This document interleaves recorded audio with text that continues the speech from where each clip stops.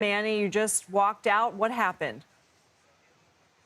Well, we learned inside that courtroom the two charges that Ruth is facing in relation to what the FBI has called an apparent assassination attempt of former President Trump. Those charges are possession of a firearm by a convicted felon and possession of a firearm with an obliterated serial number. The maximum sentence for those two charges combined would be 20 years. This was just an initial appearance.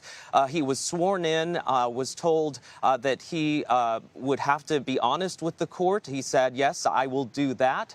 He was asked a series of questions to determine whether he qualifies to have a public defender appointed. In those questions, we learned that he said that he does have a job, did not specify what it is, makes about $3,000 a month. He was asked if he has any other assets, real estate. He said no, zero. We also learned that he has a son, a 25-year-old son, but that's as much information as was revealed about that. So he did qualify for a public defender, and the next steps in the case were set, which would be a hearing to determine whether he should be held without bond. The government here is saying that they consider him a flight risk and that he would be a danger to the community should he be released. A very interesting point about his demeanor in there, and it matches somewhat what authorities have been saying about when he was taken into custody yesterday, that he was calm and did not resist arrest. He seemed very relaxed in the courtroom. He was wearing a blue jumpsuit that the inmates wear. He was shackled and handcuffed. But when he was speaking with his public defender, he was smiling at times, even laughing during some of that conversation, which we could not hear. But you could see his demeanor. He seems very relaxed, despite the gravity of the charges against him and what the government says that he attempted to do yesterday at the Trump International Golf Club. Lindsay? Manny, I may have misheard you, but did you say that right now the only two charges that have been filed are weapons possession charges? That's correct. The only two charges that were brought up in court are related to the possession of the firearm. One for being in possession of a firearm as a convicted felon, and the other for obliterating the serial number on that firearm. It was interesting to not hear more about potential charges related to what the FBI had called the apparent assassination attempt, another one on former President Trump. But you have to remember that it's very early on in this case right now. We're assuming that additional charges could be forthcoming. They still have to hand down an indictment of this. So this is all we heard so far in the courtroom. Just those two charges related only to the possession of a firearm. Manny, did the judge say at all when that hearing on whether or not Ruth will be held on bail will be? Yes, let me look at my notes here. They have 5 days, he said, to get that hearing done. It was set for Monday, September the 23rd.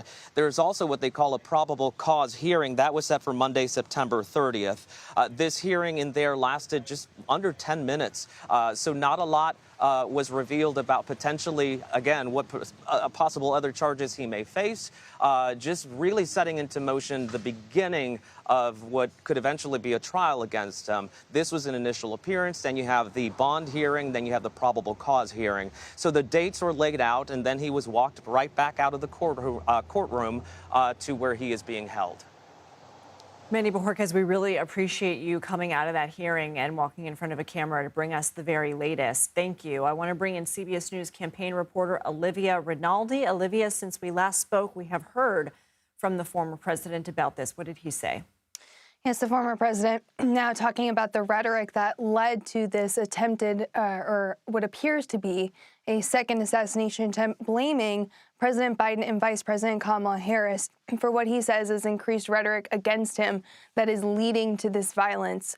He was speaking to Fox News' Brooks Singman, saying that this rhetoric is troublesome and it's part of the reason why he's seen these several attempts on his life. Trump also last night thanking police officers and service members who were there and Secret Service members who protectively helped him and perhaps thwarted what could have been a second assassination attempt. So we're hearing a lot from the former president, leaning in a little bit to the issues around the rhetoric. It's a discussion we've been having today of the increased rhetoric we're hearing in this cycle and how it could be leading to political violence that we're starting to see play out a little bit, Lindsay.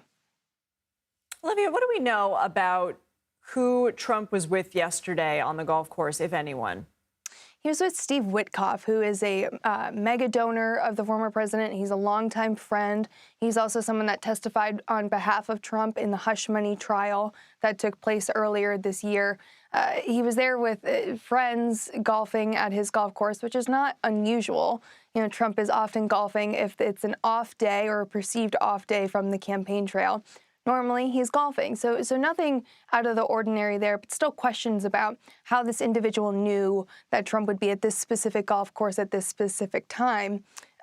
You know, if you've been in West Palm Beach, if you've spent some time there, you know that there's sometimes a motorcade driving around, and it's usually former President Donald Trump, and heading to one of his golf courses on a beautiful day is not out of the ordinary. So he was there with Mr. Witkoff, and we've reached out to them for comment on perhaps how all of this went down, just details of what those harrowing moments on the golf course must have been like when they got ushered off by the U.S. Secret Service and taken to a secure location. A lot of questions still. What happened? How did it happen? How did they know? What the reaction was from the former president within that moment, given we are just over 2 months out from the previous assassination attempt that he went through in Butler, Pennsylvania. So a lot of questions still remaining about how this all unfolded. And looking ahead to the week, you know, Donald Trump still has a lot of campaign events on his schedule for this week, tomorrow in Flint, Michigan, later in the week in New York. Whether those continue, the campaign tells us they are planning to continue those right now, but just the security apparatus around them, given the second, what appears to be the second attempt on his life. A lot of questions, Lindsay. CBS News has been talking to sources about Trump's demeanor right now in these moments. What can you tell us? Yeah, sources have been talking to our Robert Costa, the best in the business. You know, he's talking to everyone close to the former president. He says his spirits are high, that he is jovial. This kind of mirrors what we saw after the attempt on his life in Butler, where he kind of felt like he had a new lease on life and was feeling very positive in the days after that. Even joking at one point yesterday, sources telling Robert Costa that he's upset that he didn't get to finish his round of golf, that he was on the fifth hole of what would likely probably be 18 holes of golf, and he's upset he didn't get to finish that, but also that he's determined to keep campaigning. We heard yesterday from the former president in a fundraising email that he said his resolve, rather, is stronger than ever. So a little bit of perseverance there that we're seeing from the former president. And of course, the signature line, fight, fight, fight, which we heard him say after the assassination attempt in Butler. We've started to see that percolate online among aides and allies of the former president. That's kind of their motto going forward towards November as they see it. Olivia, Rinaldi, thank you so much.